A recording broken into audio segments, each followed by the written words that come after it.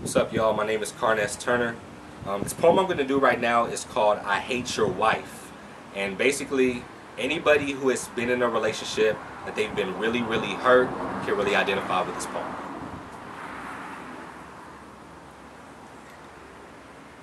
Out of any relationship I've ever had in my life, you were the one that hurt me the most. And maybe that's because my expectations of you were too high.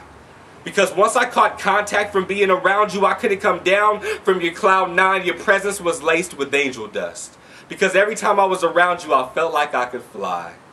Or maybe I was just smoking. Because regardless of the way that you made me feel, I can never be blunt with you. I was always too blown when you blew me, letting my true feelings ride shotgun to how I was feeling in the moments when we were together.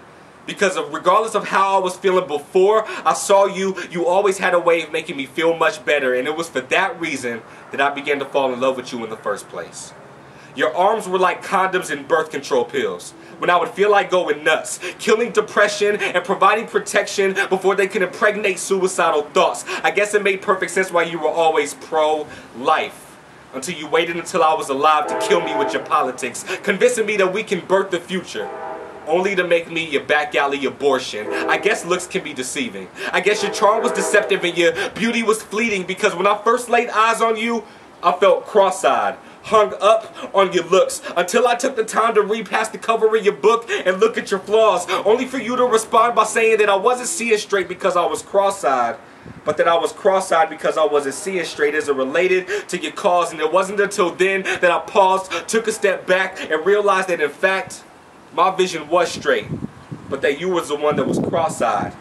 Not because you were seeing straight, but because you were seeing somebody else on the side. I didn't realize a sanctified marriage could have peripheral vision. But evidently it does, because not even your husband was getting your undivided attention. I guess infidelity just runs in the blood, because your sister is a gold digger, your brother is a hustler, your cousin is a pimp, and I'm starting to wonder whether or not your father is a liar.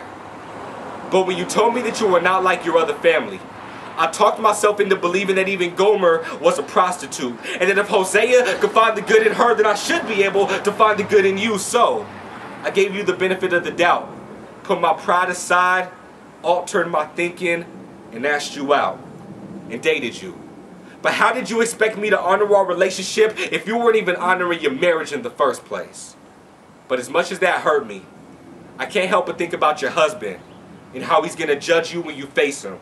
And the hell that you are going to go through as a result of how your infidelity disgraced him. When he starts to wonder who and what you were doing in those times where you said you had to work late. Or how he entrusted you to be the steward of his finances only for the money not to be going where you said it was going in the first place. Or how you've talked so much about his family behind his back instead of to his face too.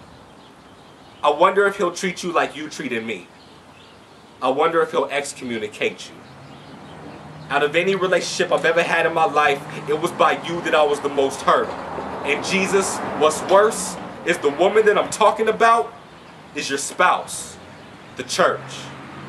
So Jesus, I pray that you forgive her for all the hearts that she's broken.